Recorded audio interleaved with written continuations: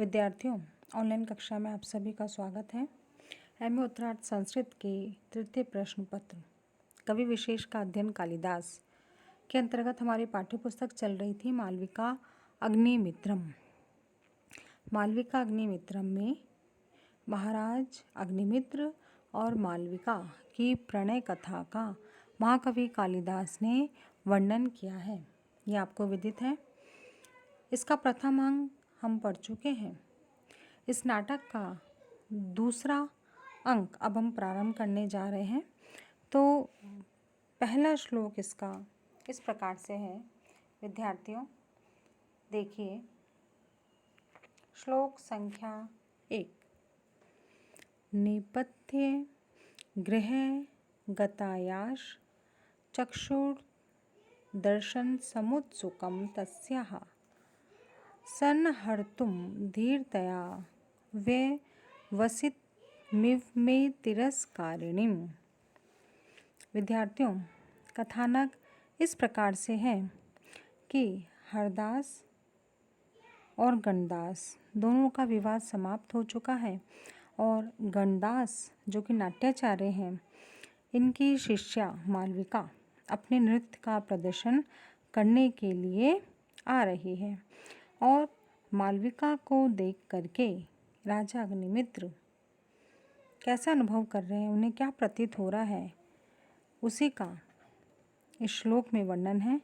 तो राजा अग्निमित्र इस प्रकार से कह रहे हैं कि नेपथ्य गृह में गई हुई उस मालविका के दर्शन करने के लिए उत्कंठित मेरे नेत्र अधीरता से यानी व्याकुलता से यवनिका को हटाने के लिए उद्यत होते हुए से लग रहे हैं, प्रतीत हो रहे हैं। कहने का तात्पर्य है कि राजा के मन में मालविका को देखने की उत्कट इच्छा है और आचार्य गणदास के प्रति आदर तो अवश्य है, लेकिन मात्र मालविका के दर्शन के लिए मंच पर प्रस्तुत नृत्य में अधिक अभिरुचि रखता है और वह अधिक बेचैन है। वह यवनिका अतिशीघ्र हटा दी जाए और नृत्य देखे ताकि वह मालविका के सौंदर्य को देख सके। तो विद्यार्थियों, यहाँ पर क्रियोत्प्रेक्षा अलंकार है और आर्या जाति छंद है। वैदर्भी शैली है, भाषा बड़ी ही सरल और सुबोध है। अब हम चलते हैं अगले श्लोक की तरफ। श्लोक संख्या 2। चित्रगतायाम अस्याम कांति विसंवाद शंकी में हृदयम संप्रति शिथिल समाधिम मन्ये येने यम आलिखिता। देखिए, यहाँ पर राजा और विदूषक दोनों के बीच में बात चल रही है। तो दोनों एक दूसरे से इशारों में बात कर रहे हैं। तो राजा अग्निमित्र इस प्रकार से कह रहे हैं कि राजा मालविका के अनुपम सौंदर्य से अचंभित है, मौचंगे हैं। चित्र में चित्रित मालविका का सौंदर्य राजा को चित्रकार की अनुपम कला का कृत्रिम रूप मात्र प्रतीत हुआ, लेकिन जैसे ही उसने अपने समक्ष उपस्थित मालविका को अपने प्राकृतिक सौंदर्य से युक्त देखा तो राजा को पूर्णतः विश्वास हो गया कि चित्रकार भी निश्चय ही मालविका के रूप लावण्य को चित्रित करने में असफल रहा है, अर्थात यह शिथिल समाधि है। मालविका के सौंदर्य ने वस्तुतः चित्रकार के एकाग्रता को समाप्त कर दिया है। तो इस प्रकार से विद्यार्थियों, यहाँ पर राजा अग्निमित्र कह रहे हैं कि मेरा हृदय चित्र में लिखी हुई उस मालविका के सौंदर्य के विपरीत भाव की शंका से परिपूर्ण था, लेकिन जब मैंने उसे अपने सामने खड़ी हुई देखा तो मैं ये मानता हूँ कि जिस चित्रकार ने उस मालविका को चित्रित किया होगा वह एकाग्र चित्त नहीं रहा होगा। विद्यार्थियों, उत्प्रेक्षा अलंकार है और आर्या जाति छंद है। अब हम चलते हैं अगले श्लोक की तरफ। श्लोक संख्या 3। दीर्घाशम शरदिन्दु कांति वदनम बाहुनतावंस्योः संक्षिप्तं डोनत् स्तन्मुरः पार्श्वे प्रमृष्टेव मध्यः पाणि मितो मितं च जघनं पादावरालाङ्गुलीं छन्दो नर्तयितुं यथैव मनसि श्लिष्टं तथा यसा वपुः। विद्यार्थियों, यहाँ पर राजा अग्निमित्र मालविका की नृत्य कला को देखकर अत्यधिक प्रभावित हो जाते हैं और मालविका के शारीरिक सौंदर्य का वर्णन इस प्रकार से कर रहे हैं कि ये जो मालविका है, मालविका के शरीर का गठन अनुपमेय है।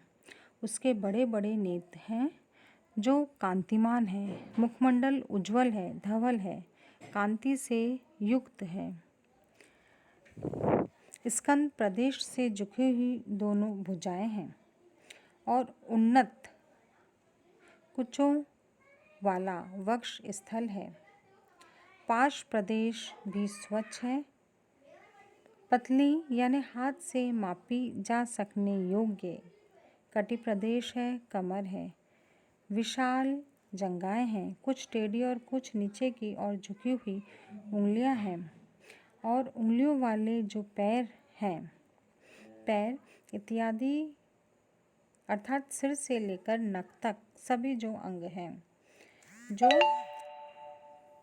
चित्र में उनका अभिप्राय था, वैसा ही मालविका के शरीर को संगठित किया गया है। अर्थात चित्र में जितनी सुंदर मालविका दिखी है, वास्तविक रूप में वो उतनी ही अधिक सुंदर है, अर्थात उससे भी अधिक सुंदर मालविका है।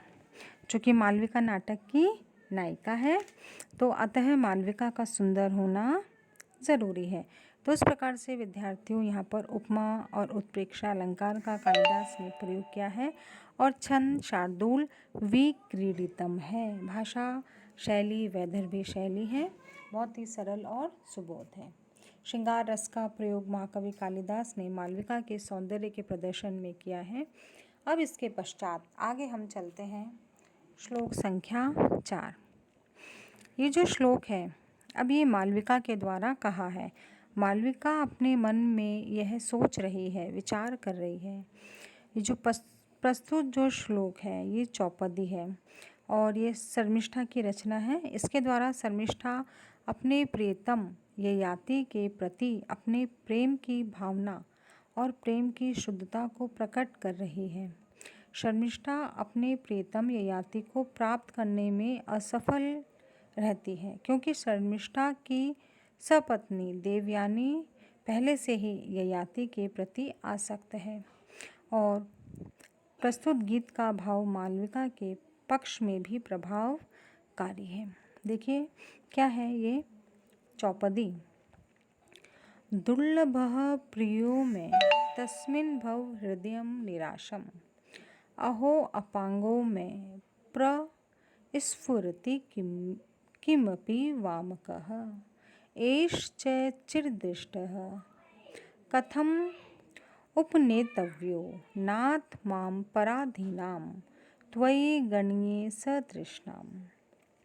विद्यार्थियों, जैसा कि मैंने आपसे कहा कि एक ये श्लोक जो है मालविका अपने मन में विचार कर रही है, तो मालविका अग्निमित्र, श्लोक का जो भाव है वो इस प्रकार से है कि मालविका अग्निमित्र के प्रति आसक्त है।